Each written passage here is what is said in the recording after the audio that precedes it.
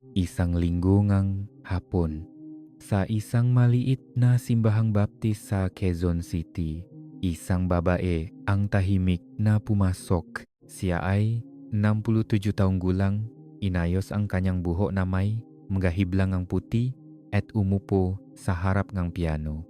Halos 10 taon lamang ang naktipon, mga matatanda mula sa kapitbahayan at mga kasama sa simbahan nagbahagi. Siya ngang magkwento tungkol sa olive oil at umawit ng mga himno ngang papuri.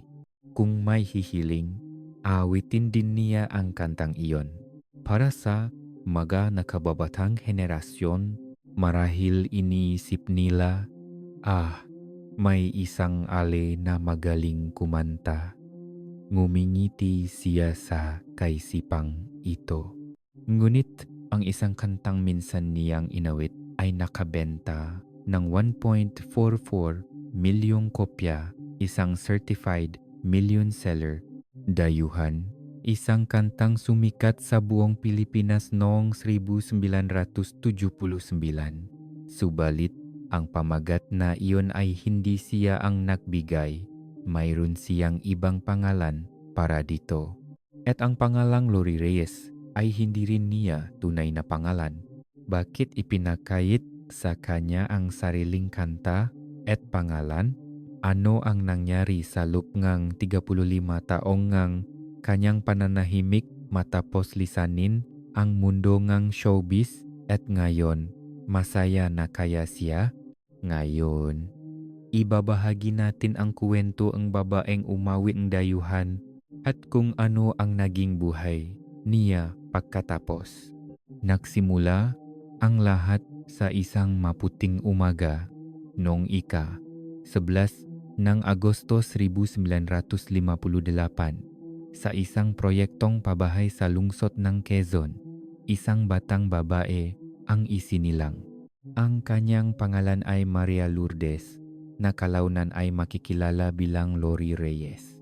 Kakaiba ang pamilya Reyes.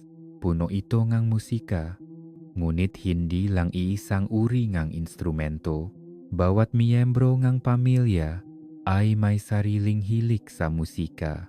Ang kanyang ama ay isang overseas Filipino worker, OFW, para sa isang malaking kumpanya. Tuwing uwi siya mula sa matagal na kontrata sa gitnang silangan, palagi siyang may dalang matcha set taping lokal na musika ron. Sa kanilang bahay, tumututo siya nga klasikong harana sa kanyang banduriya na nabihani sa mga himingang katutubong Pilipino. Ang kanyang lola naman ay mahilig sa kulintang at mga katutubong sayaw. Pinahahalagahan niya ang mga lumang tradisyon at alinsunod sa isang pamahiin na dapat magsimula sa ika-6 na araw ng ika-6 na buwan ng kanyang ika-6 na taon. Pinag-aral niya si Lourdes ng folk dance. Sa buong elementarya, si Lourdes ay dumadalo sa mga pagsasanay sa sayaw. Ang kanyang tiyuhin ay si Dr. Alejandro Reyes, isang respetadong propesor sa Universidad ng Pilipinas na kilala bilang eksperto sa panitikang Pilipino. Sinasabing sa mga karaoke session, ipinagmamalaki niyang kantahin ang dayuhan at sinasabing, pamangkin ko ang kumanta niyan.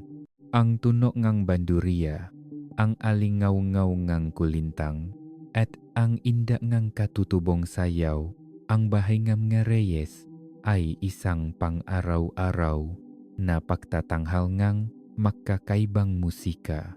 Ngunit ang musikang pinakamalalim na tumata sa buhay ni Lourdes ay ang mga himno na inaawit ng kanyang ina. Lumaki ang kanyang ina sa kabundukan ng Cordillera. Para sa isang dalagang probinsyana, ang simbahan tuwing linggo ay isang makulay na mundo. Ang maimnong natutunan niya ron ay patuloy niyang inaawit sa kanyang anak. Ngunit ayon sa kanya, palaging medyo wala sa tiempo ang kanyang ina. Kapag naalala ko, natatawa na lang ako, wika ni Lourdes. Ang kanyang ina ay isang tipikal na ilaw ngang tahanan. Hindi siya sunod sa uso manamit, ngunit palaging iniisip ang kapakanan ng pamilya at nagluluto ngang masasarap na pagkain. Nakaroon nga kapatid na lalaki si Lourdes. Ngunit ito ay ipinanganak na kulang sa buwan at pumanaw pagkatapos lamang ng 10 araw. Si Lourdes ay 5 taong gulang noon. Inilibing ang kanyang kapatid sa sementeryong Katoliko ng kanilang pamilya. Naging nagisang anak si Lourdes.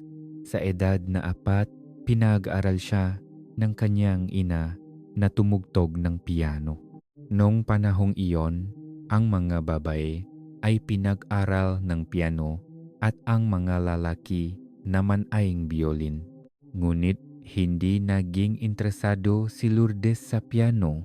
Itinigil niya ito nung siya ay nasa ika-6 na baitang.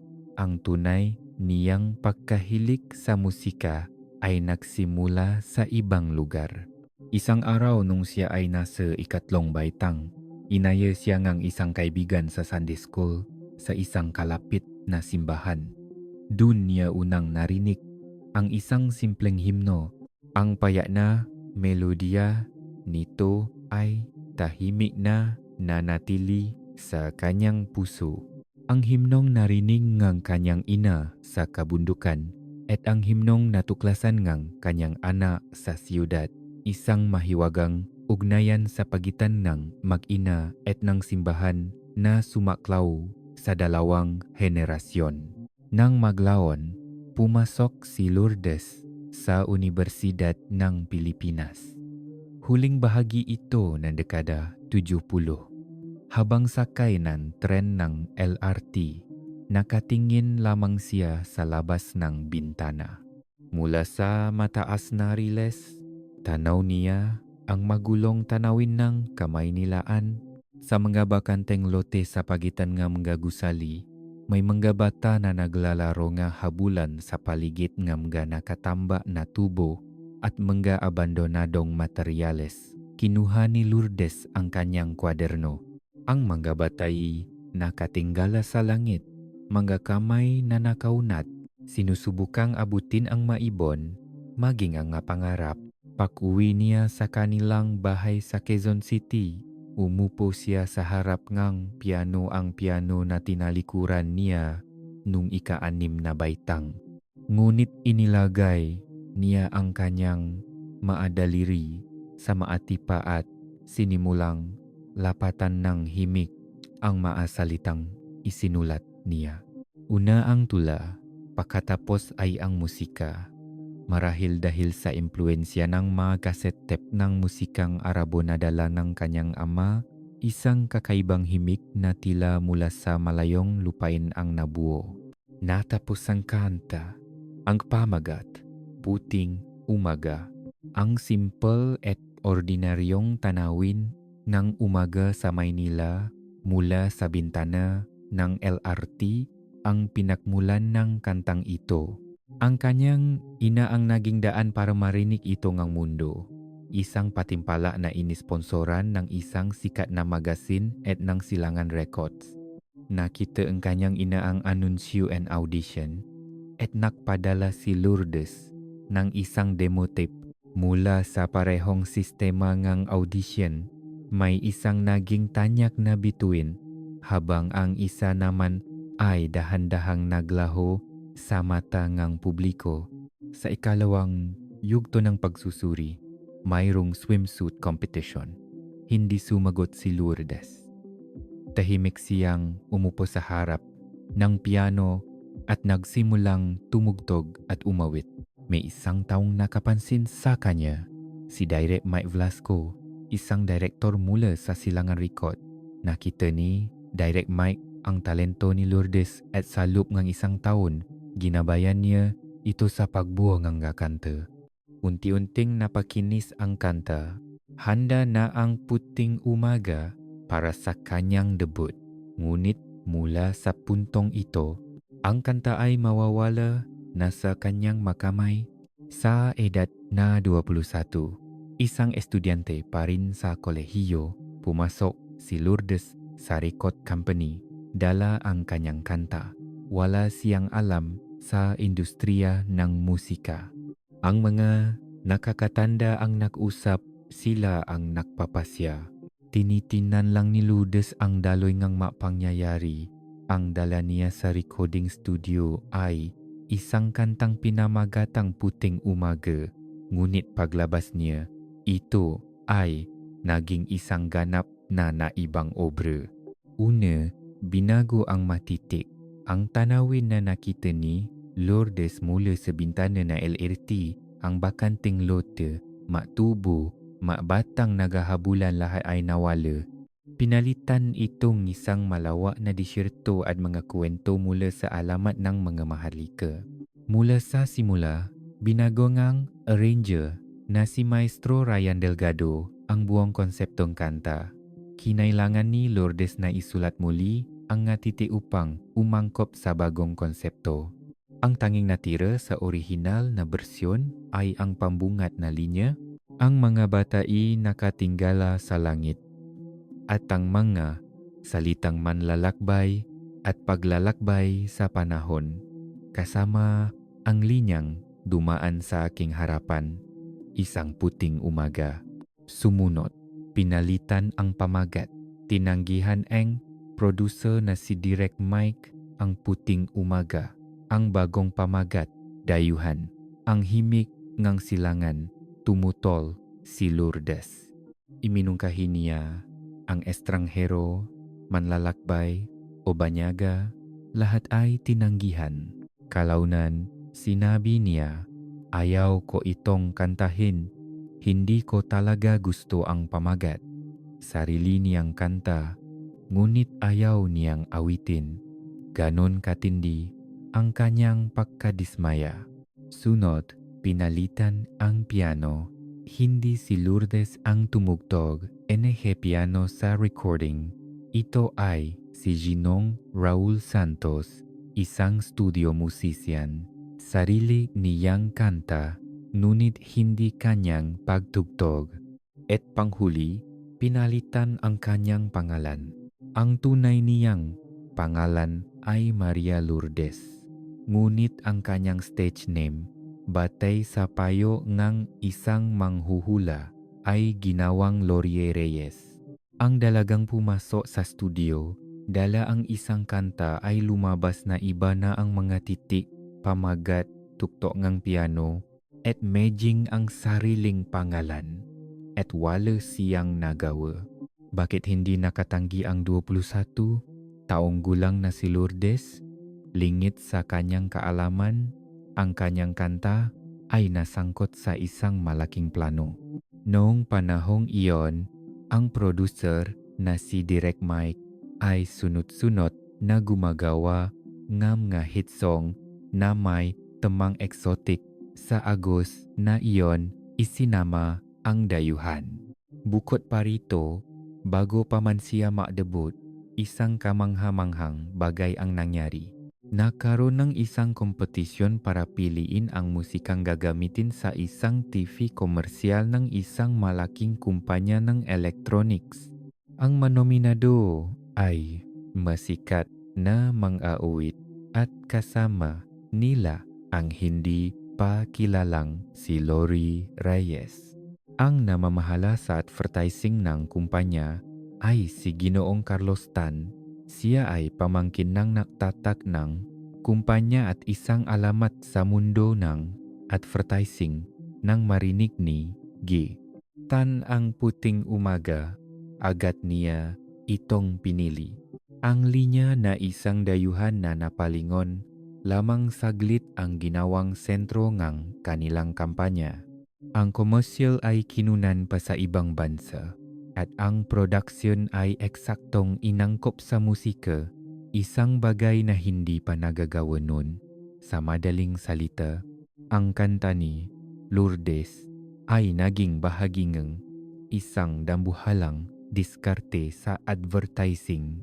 Ang sponsor, isang sikat na producer tulad ni Direk Mike, isang nangungunang ahensya ng advertising paanong lalabanan ng isang 21 taong gulang na estudyante ang ganoong puwersa?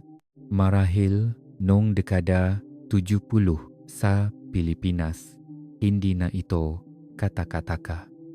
Maraming kababayan na hindi pinakikinggan ang kanilang mga opinyon sa trabaho o kahit sa sariling tahanan.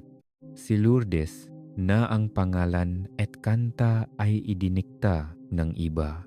Ngunit ang dayuhan na iyon ang magpapabago sa kanyang buhay magpakailanman. Inilabas noong Oktuber 1, 1979, sumabog sa kasikatan ang dayuhan mula sa mababang pwesto, umakyat ito sa numero 1 sa mga music chart. Ang kabuang benta ay umabot sa 1,4 milyong kopya.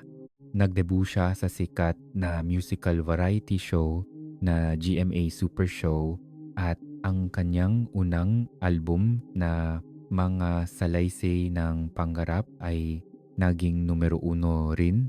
Ngunit habang tumataas ang kanyang kasikatan, lalo siyang nahihirapan ng mamalayan ko. Hindi na ako makababa sa rumaragasang tren na nagngangalang Lori Reyes, sabi niya. Para kang nagtayo ng 10 palapak na gusali sa isang bakanteng lote at pagkatapos ay patuloy na lumaki ang gusaling iyon. Sa entablado ng GMA Super Show, ang imahe na nilikha para sa kanya sa mga pabalat ng album ay exotic at misteryosa. Ngunit ang lumitaw sa entablado ay isang ordinaryong dalaga na lumaki sa isang proyektong pabahay sa Quezon City. Nanginginik daw ang kanyang nga kamay sa kaba. Ngunit nagustuhan ng mga manunod ang pagkakaibang ito, ang kanyang simple at hindi mapagpanggap na anyo. Subalit para sa kanya, ang pagtayo sa entablado ay isang pagdurusa.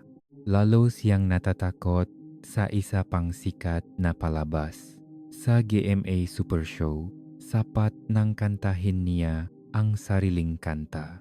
Ngunit sa isa pang palabas, kailangan niyang awitin ang kanta ng ibang mang-awit sa simula at ipakilala ang mga mas nakakatandang mang-awit. Hirap na nga akong matapos ang sarili kong parte. Paano ko pa kakantahin ang kanta ng iba at magpapakilala ng mga senior para sa nga nakakaalam ng panahong iyon? Marahil naunawaan ninyo ang pagkakaibangan dalawang programang ito at kung gaano katakot ang 21 taong gulang na si Lourdes sa gitna ng tensyon.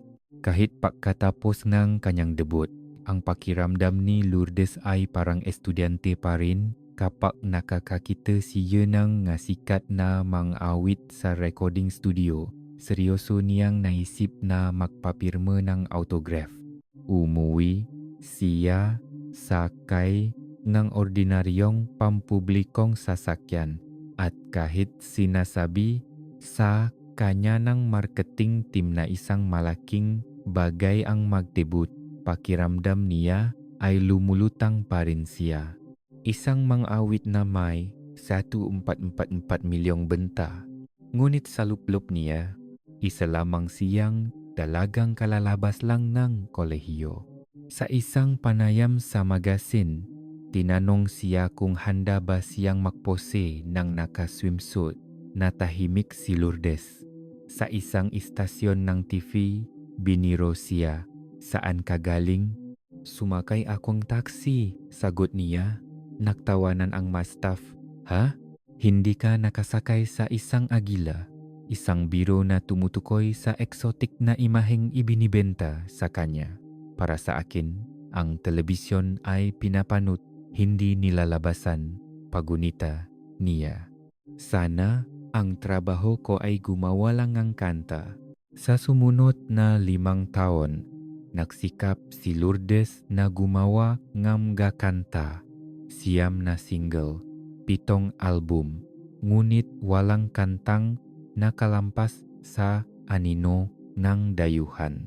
Parang may mali sa pagkakabutones. Isang pakiramdam ngang pakalito na hindi nawala, sabi niya. Ang Lori Reyes ng dayuhan at ang tunay na Maria Lourdes ay makahiwalay. Nasa entablado si Lori Reyes. Ngunit ang tunay na siya ay si Maria Lourdes. Nahati siya sa pagitan ng dalawang pangalan at isang araw naramdaman ni Lourdes. Masaya ang gumawa ng musika, pero bilang isang baguhan na biglang sumikat, kailangan kong gawin ang mga bagay na hindi ko kaya. Mahirap ang mga araw na iyon at tumagal ngang ilang buwan. Pero ang mas masakit ay hindi ko mahanap ang sarili kong musika. Unti-unti, ang musika ay naging pasakit. Ang salitang musika ay nagmula sa tunok na kasiyasiya. Ngunit para kay Lourdes, ito ay naging tunok ng pagdurusa. Sa sandaling iyon, may isang bagay na pumasok sa kanyang isip. Ang mga himno na kinakanta niya sa Sunday School nung bata pa siya. Ang simpleng himi ng isang himno ay biglang bumalik sa kanya. Nang balikan niya ang pinakmulan ng kanyang musika, ang naalala niya ay ang mga himno sa simbahan. Narito pala ang ugat ng aking musika, gumaan ang kanyang pakiramdam. 2 tao ang nagtulak sa kanya. Ang isa ay si Noel, isang alamat sa eksena ng Pinoy rock na tinalikuran ang kasikatan upang maging isang pastor. Noong 1978, itinatak niya ang unang gospel label sa Pilipinas. Sinabi ni Noel kay Lourdes, "Bakit ka gagawa ng mga kantang parang tissue paper lang na itatapon pagkatapos gamitin?"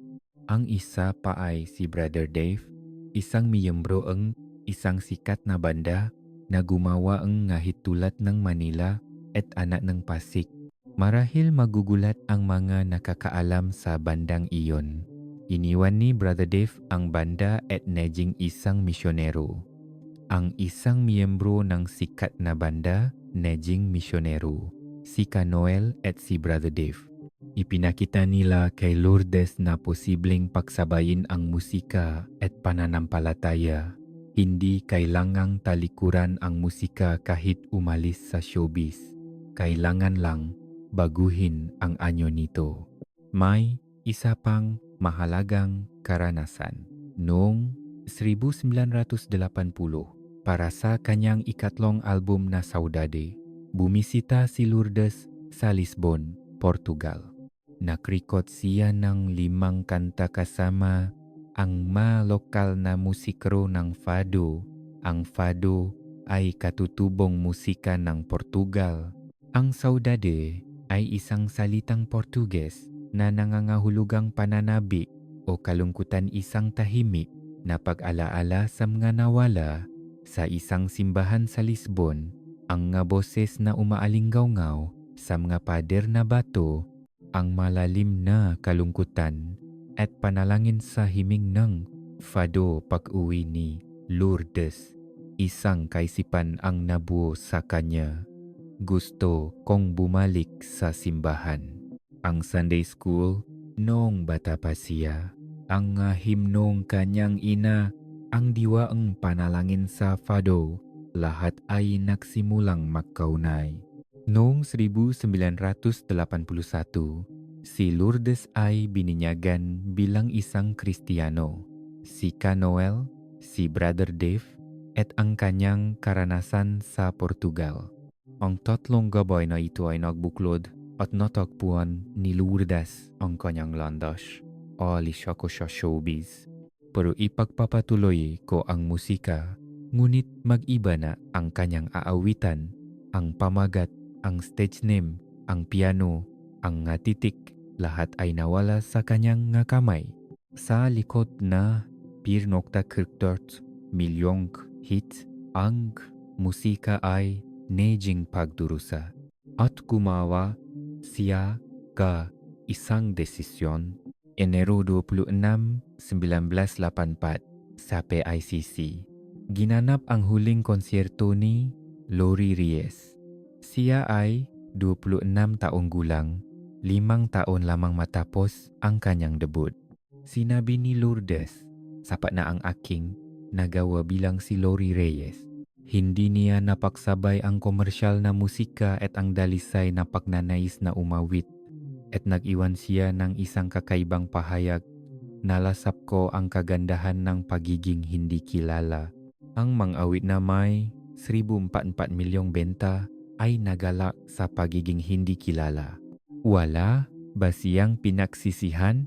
Marahil wala, dahil para kay Lourdes, ang pag-alis sa showbiz ay hindi isang katapusan kundi isang simula. Nang bumaba si Lourdes sa tablado and Kipik, isang bagong kwento ang nagsimula para sa kanya. Ito ay isang kwento ng pag-ibig. May isang musikero na nanganggalang Marco de Leon. Isa siyang keyboardist at tagapagtatak ng fusion band na Banyuhay. Sumali rin siya sa isa pang sikat na banda at isa sa mga pinakakilalang musikero sa eksenang ng Pinoy Fusion. Ngunit ang talento ni Marco ay hindi limitado sa banda. Noong 1989, siya ang gumawa ng musika para sa unang pelikula ng isang batikang direktor. Nanalo rin siya ng maparangal para sa kanyang musika sa teatro at naging pangkalahatang direktor ng musika para sa isang malaking international expo na ginanap sa Pilipinas.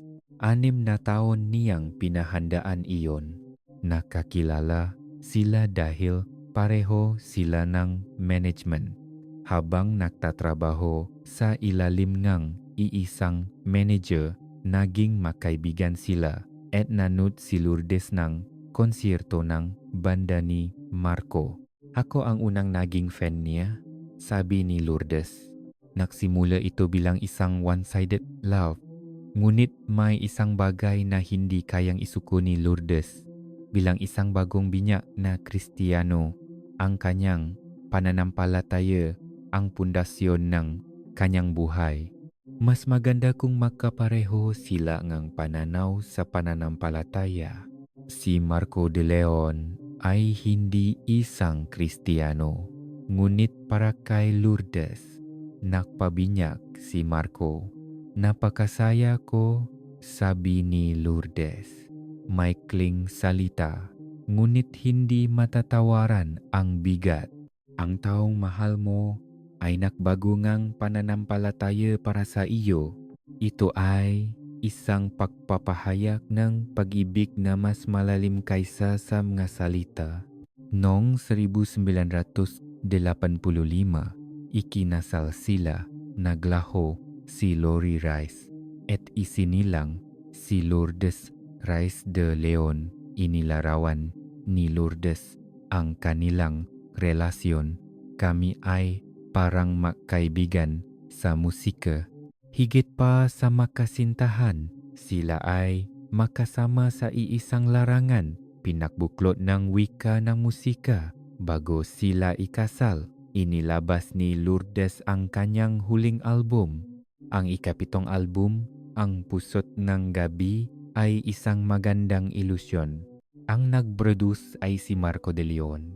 Ito ang album na pinakagusto kong gawin sa aspeto ng musika, sabi ni Lourdes. Ngunit kabalintunaan, ito rin ang album na hindi gaanong bumenta. Malayo ito sa imahe ng dayuhan. Ang pinaka-artistikong album ang hindi bumenta. Ang pinaka-bumentang single ang pinakaayaw niya. At ang taong magiging asawa niya ang tumulong sa kanya na buuin ang musikang pinakagusto niyang gawin. Lahat ay may mahiwagang koneksyon. Inanyayahan siya ni Kanoel na gumawa ng Kristiyanong musika at nagsimula si Lourdes ng isang bagong yugto. Mula 1994, nagsimula siyang magdaos ng mga natatanging konsyerto sa iba't ibang simbahan na pinagsasama ang tunog, salita at signing. Sa ganitong paraan, nawala siya sa mundo ng showbiz. Ang pangalang Lori Reyes ay nanatili na lamang sa mga lalagyan ng plaka at nagsimula ang 35 taon ng pananahimik. Ngunit ang pananahimik ay hindi nangangahulugang walang nangyari. Ano ang naganap sa kanyang buhay sa loob ng 35 taon na iyon? Ang mag-asawa ay nanirahan sa Quezon City. May isang simbahang baptist sa malapit at tuwing linggo nagsisimba sila. May isang espesyal na tao sa bagong pamilya ni Lourdes. Ang kanyang biyenan, si Ginoong Augusto de Leon. Marahil maraming nakakakilala sa panggalang ito. Si G. Augusto de Leon ay isa sa mga pinakatanyag na voice actor at narrator sa Pilipinas. Sa mga pelikula, siya ang naging boses ng sikat na Hollywood actor sa Filipino dubbing at sa telebisyon. Siya ang host ng dokumentaryong kamangha-manghang paglalakbay sa mundo at ang narasyon sa Prop Team. Marami ang nakakaalala sa kanyang malumanay na boses. Nagtrabaho siya hanggang sa edad na 95 noong 2019. Nagtapos siya sa isang prestihiyosong universidad at tumanggap ng maraming parangal. Ang babaeng umawit ng dayuhan ay ikinasal sa anak ni G. Augusto de Leon. Alam niyo ba ito? Ang mga araw ni Lourdes ay dumaan ng payapa. Ang kanyang asawa ay gumagawa ng musika sa studio at teatro, habang si Lourdes ay nagsimulang mag-aral sa isang seminaryo. Nag-aral pa siya sa Greece upang pag-aralan ang bagong tipan sa orihinal na wika nito at natapos ang kanyang doctoral degree. Ang dating nakatayo sa entablado ay ngayoy nakaupo sa upuang NG Silid-Aralan, kumukuha NG Hatala. Mas masaya raw siya sa mga araw na iyon kaysa noong nasa entablado. Sila ay magkaibigan at makasama sa musika, naninirahan sa isang bubong. Ngunit may isang bagay na kulang. 1 taon, 2 taon, 3 taon, pagkatapos ng kasal hindi sila nakaanak. 5 taon, 7 taon, 10 taon, halos sumuko na kami, sabi ni Lourdes. Noong panahong iyon, uso ang mga batang ina. Sa paligid, puro mga batang ina ang nakikita niya. Si Lourdes ay nasa kalagitnaan ng kanyang 30s at ang buhay na walang anak ay nagiging normal na para sa kanya. At sa 12 taon ngang kanilang pagsasama, sa edad na 38, nalaman niyang buntis siya. Isang malaking biyaya, labis akong nagpapasalamat. Kinabukasan, sa edad na 39, nanganak siya. Na-admit siya sa ospital. Sa paligid ng kanyang silid, puro mga batang ina. Sa hallway, narinig niya ang usapan ng manars. Yung pasyente sa kabilang kwarto, yung senior. Hindi ang kanyang pangalan, kundi senior. Ang pagbubuntis sa edad na 35 pataas ay tinatawag na geriatric pregnancy at bihira pa nun. Nang isilang ang kanyang anak na lalaki, nagbago ang lahat. Kahit mag-asawa kami, parang makaibigan lang kami sa musika. Ngunit nang dumating ang aming anak pagkatapos ng 12 taon, doon lang namin naramdaman na kami ay isang tunay na pamilya. Sa loob ng 12 taon, namuhay silang magkasama, nakatira sa isang bahay, nagsisimba sa isang simbahan. Bawat isa ay gumagawa ng sariling musika. Ngunit ang pakiramdam ng pagiging isang pamilya ay nagsimula lamang nang dumating ang kanilang anak. Hindi naging madali ang pagpapalaki ng anak. ang rebellion stage ngang anak ko ay matindi, nahirapan ako. Ngunit idinuktong niya, dahil doon, natuto akong magtiis. At sa pamamagitan ngang pagiging ina, unti-anting nagbago ang pananaw ni Lourdes. Hindi ko pinalaki ang anak ko. Siya ang nagpalaki sa akin at ginawa akong isang ina. Hindi nagpapalaki kundi pinalalaki. Ang anak na hinintay niya ng 12 taon ay nagbigay sa kanya ng bagong pananaw. Ang pagbabagong ito ay makikita rin sa kanyang pagtingin sa nakaraan. Nalaman ko na walang karanasang nasasayang dahil sa panahon ni Lori Reyes kaya ako narito ngayon. Ang panahong ang musika ay naging pagdurusa. Ang dayuhan na ayaw na niyang kantahin. Ang lahat ng hirap na iyon ay hindi nasayang sa pagiging ina. Unti-unting nakipagkasundo si Lourdes sa kanyang kabilang sarili kay Lori Reyes. Habang tahimik na namumuhay si Lourdes, ang dayuhan ay patuloy na nabubuhay.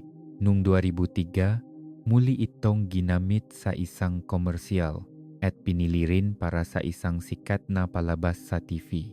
Nang maglaon, sumikat ang city pop sa ibang bansa at nakilala rin ang dayuhan sa buong mundo, tumanggap itong Platinum Certification. Halos 30 taon matapos ang kanyang debut, nagsalita si Lourdes sa isang panayam sa radyo. Ngayon, masaya ako na minahal ng husto ang kantang ito. Isa itong regalo mula sa Diyos. Ang kantang sinabi niyang ayaw kong kantahin ay naging regalo mula sa Diyos pagkatapos ng 30 taon. Ngunit sa gitna ng payapang buhay, dumarating ang mga paalam. Hayaan ninyong ikwento ko ang tungkol sa kanyang ina. Lumaki ang ina ni Lourdes sa kabundukan. Hindi siya sunod sa uso manamit, ngunit palaging iniisip ang pamilya. Yung tipong nanay nagagawa ngang maraming mainit na kanin para sa iyo, sabi niya. Noong nasa showbiz si Lourdes, dinadalhan siya ng kanyang ina ng maraming lutong, tseket pagkain sa backstage. Kahit sabihin ni Lourdes na hindi niya maubos, iwanan lang ito ang kanyang ina at tahimik na aalis. Para siyang ultimate staff, pagunita ni Lourdes. Ang kanyang ina ang nagpaaral sa kanyang piano. Siya ang nakakitang patimpalak. Ang ina niya ang nagbukas ang pinto sa showbiz. At siya rin ang umaawit sa kanyang mahimno. Ang mahimno na laging wala sa tiempo. Noong 2012, biglang na-diagnose ang kanyang ina na may lung cancer. Nang matuklasan, malala na ito. Matagal nang may alinlangan ang kanyang ina. Gusto niyang magpabinyag bilang Kristiyano. Ngunit hindi niya magawa. Ang pamilya Reyes ay Katoliko. At sa kanilang puntot, nakahimlay ang kapatid ni Lourdes na pumanao ng sanggol pa. Marahil iniisip ng ina, kung magpapalit ako ng relihiyon, paano na ang anak kong iyon?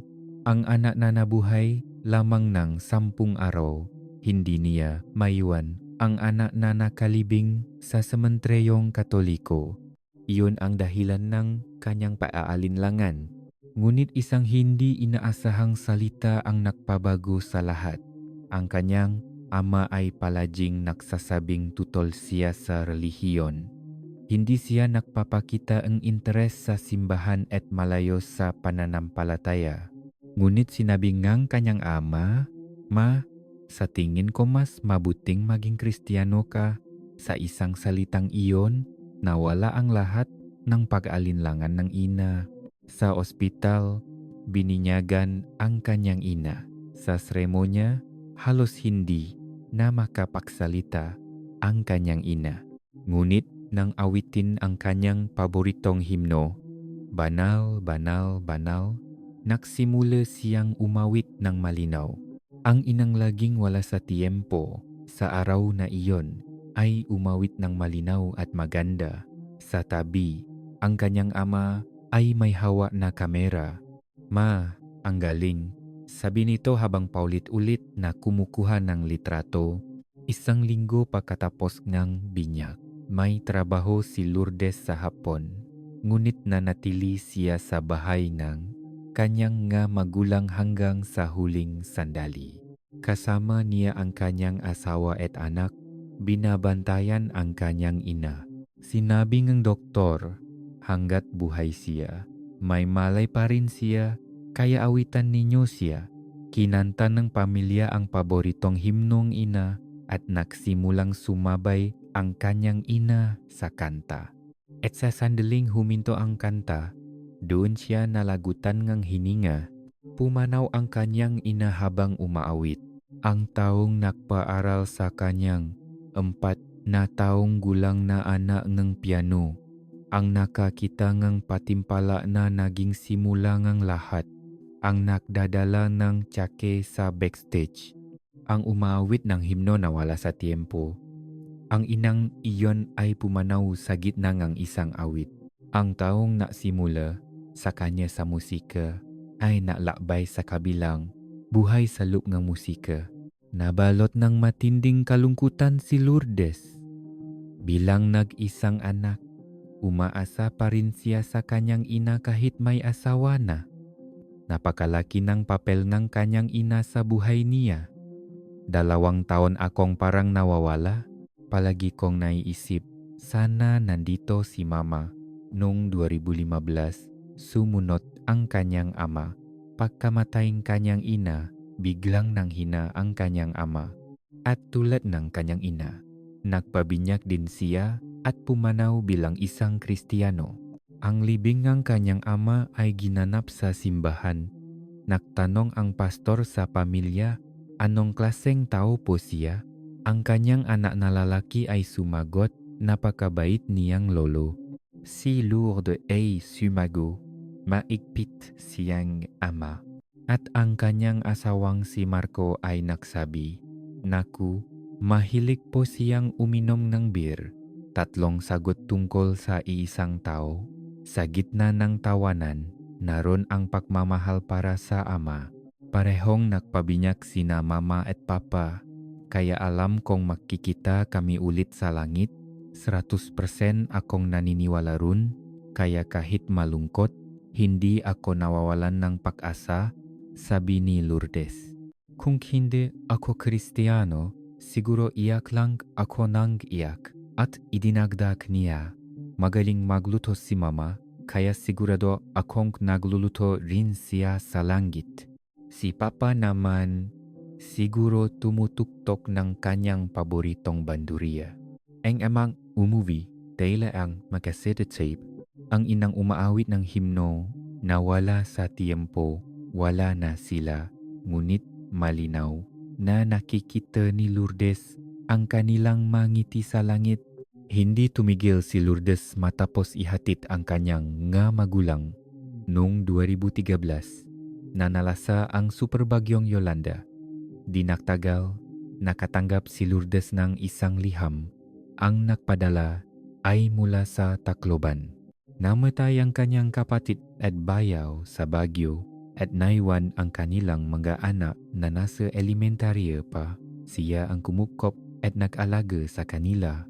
Nakasulat sa liham, sana malaman ng buong mundo na marami pa ring ulila dahil sa bagyo. Dumating ang liham sa pamamagitan ng Philippine Bible Society kung saan naging goodwill ambassador si Lourdes. Naisip ni Lourdes, wala akong magagawa mag-isa. Pero kung magsasama-sama kami, baka may magawa kami at isinilang ang pag-asa sa silangan. Isang grupo na nagdaraos ng mga konsierto at workshop sa mga simbahan at evacuation center sa mga lugar na nasalanta. Nang maglaon, naging isang NPO ito. Sa gitna ng kanilang gawain, naisip ni Lourdes ang isang bagong ideya. Paano kung walang piano? May Magagawa pa rin ba ako? Matagal nang interesado si Lourdes sa olive oil. Maraming beses itong nabanggit sa Biblia. Para mas maunawaan ang kahulugan nito, kumuha siya ng certification bilang isang junior sommelier. Nagsimula siya ng isang natatanging event na tinawag na Bible Cafe. Habang napapatikim ngang olive oil, nakbabahagi siya nga kwento mula sa Biblia.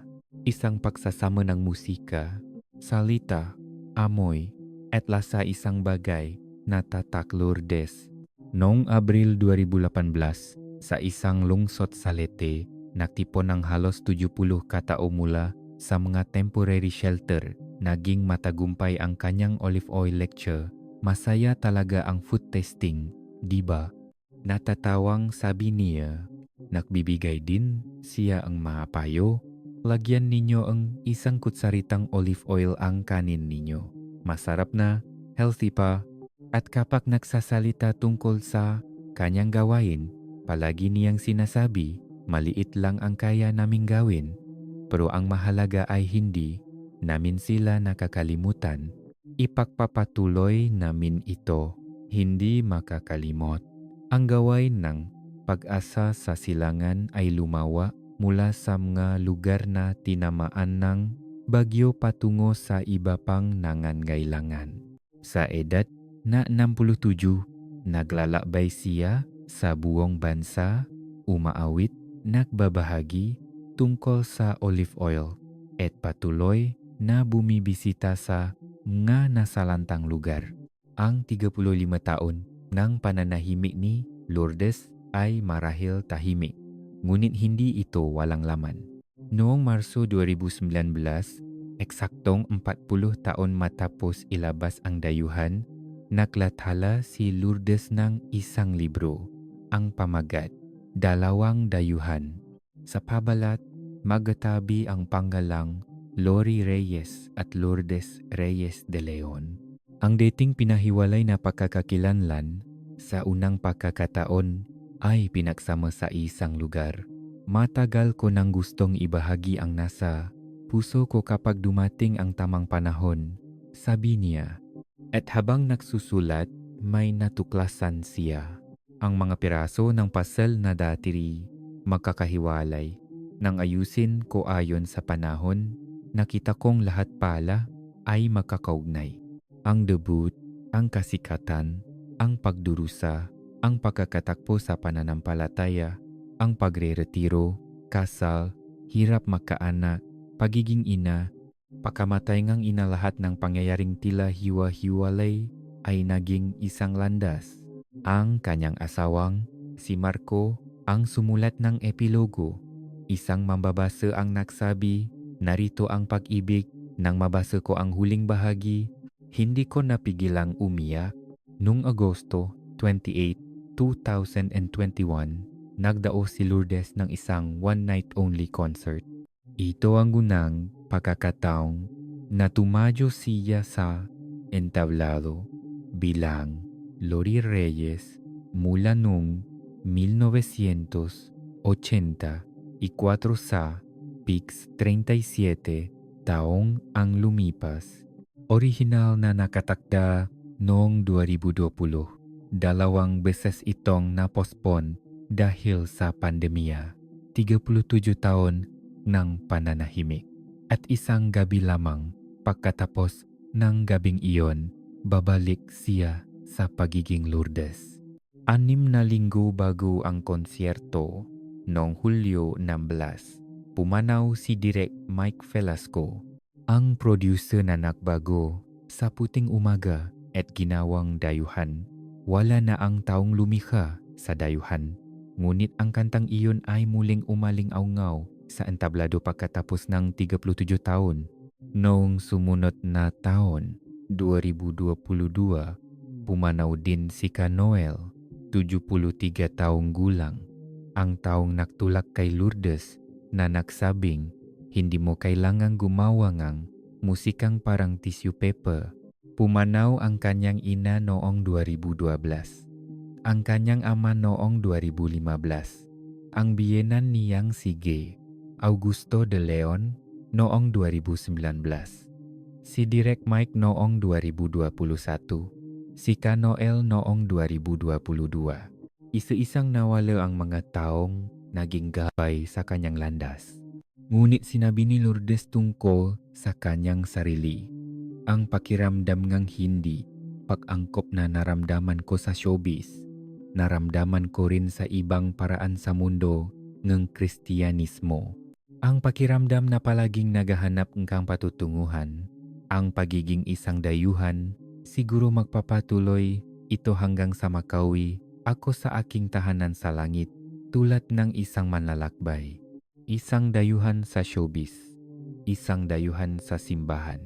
Saan man siya mapunta, mayroon siyang pakiramdam na hindi lubos nakabilang. Ngunit idinagdag niya, siyempre, kasama ko si Jesus, kaya hindi ito isang malungkot na paglalakbay. Ang 12 taon na walang anak, ang panganganak sa edad na 39, ang pagrerebelde ng anak, at ang inang pumanaw habang umaawit ng himno.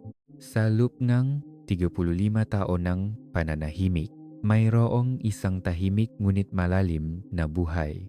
Kaya ang huling tanong, masaya na ba siya ngayon? Ang 67 taong gulang na si Lourdes Reyes de Leon ay patuloy na naglalakbay sa mga simbahan sa buong bansa, umaawit. Hanggat gumagalaw ang aking mga daliri, kaya kong tumuktok at umawit. Hanggat may boses ako, kaya kong magsalita at kumanta.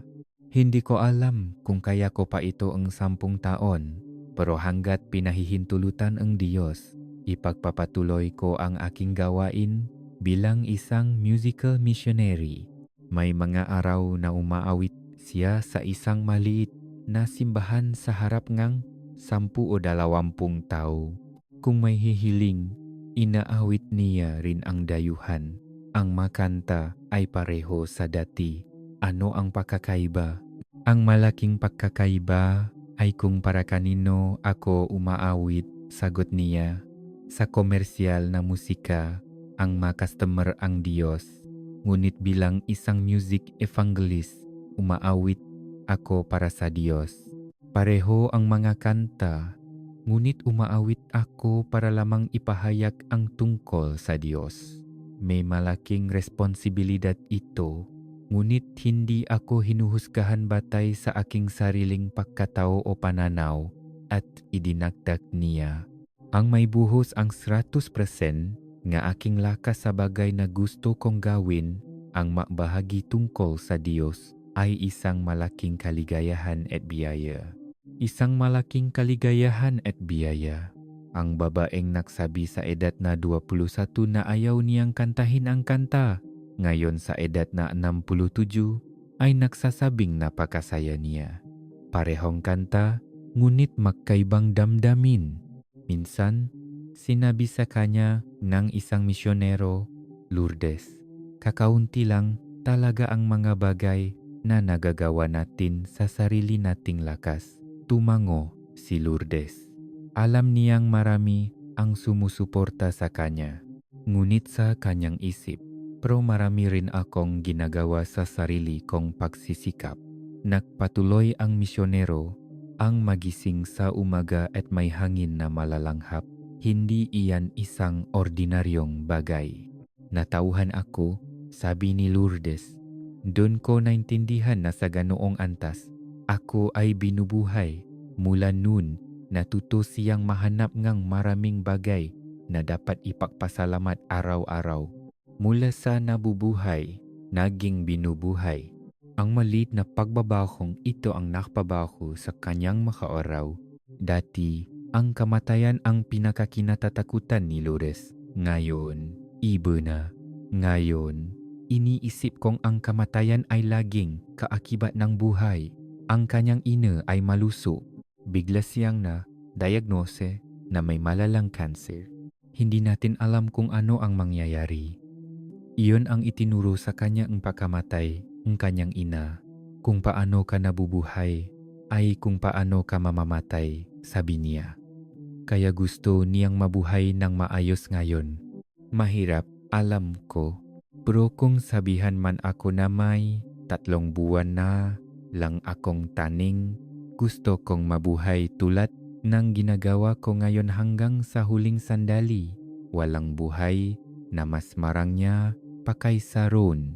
Ang masabing gusto kong mabuhay tulad ngayon ay nangangahulugang sapat na ang ngayon.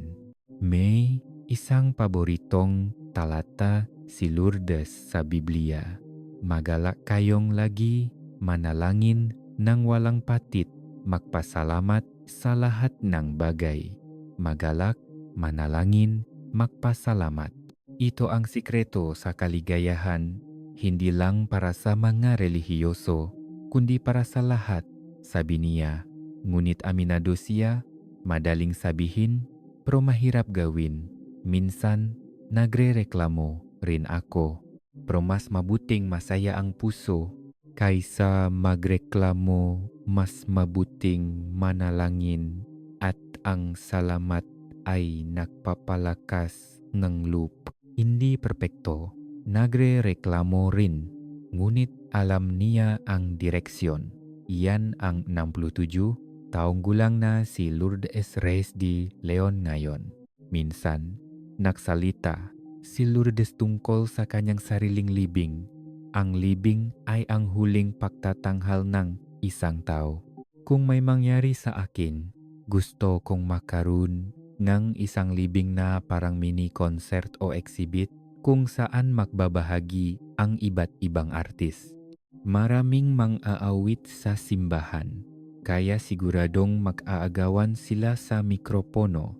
Natatawa niyang sabi, sana ihatid nila ako ng masaya na may suot na magagandang kulay. Isang taong tumatawa habang pinag-uusapan ang sariling libing. Ito ang masalitang isang taong hindi takot sa kamatayan at ng isang taong kontento sa kanyang buhay. Nang tanungin kung ano ang huli niyang gustong kainin, sumagot si Lourdes, mainit na kanin at sara at sinigang. Matagal ko nang gustong kainin ang tatlong iyan, kanin at sara, sinigang. Ang tanging hiling ng mang-awit na may 1.44 milyong benta. May isang linya sa dayuhan kung saan nananatili ang isang bakas ng orihinal na kanta. At iniwan akong nag-isa sa dumaang puting umaga. Ang linyang ito lamang ang tahimik na nagpapatunay na minsan may isang kantang tinawag na puting umaga. Sa kasalukuyan, ang ngariles ng LRT ay mataas na at ang mga bakanteng lote kung saan naglalaro ang mga bata ay wala na. Ang tanawing nakita niya mula sa bintana ng tren ay tuluyan nang nawala. Ngunit ang kantang isinilang mula sa tanawing iyon ay patuloy pa ring inaawit. Kamakailan, sinabi ni Lourdes, hindi ako nag-isip ng malalaking bagay. Ang may pagpatuloy lang ang ginagawa ko ngayon ng tuloy-tuloy. Iyon na ang pinakamarangyang bagay. Kahit na parang pare-pareho lang ang bawat araw, ang ako kahapon ay wala na ngayon. Ang pagkakaroon ng ngayon at ang pagdating ng bukas ay isang himala. Hanggat ako ay binubuhay, ang mabuhay bawat araw ng mayos ay isang malaking pasasalamat. Ngayon, si Lourdes Reyes de Leon ay patuloy na umaawit sa malilit na simbahan. Sa tabi niya, laging may piano. Ngayon, walang nag-ayos ng kanyang musika, walang nagpapalit ng pamagat. Sa pamamagitan ng kanyang sariling magadaliri, tinutuktok niya ang kanyang sariling kanta. Siguro hanggang ngayon, isa pa rin akong dayuhan. Hanggang sa makarating ako sa aking patutunguhan, siguro palagi akong magiging isang manlalakbay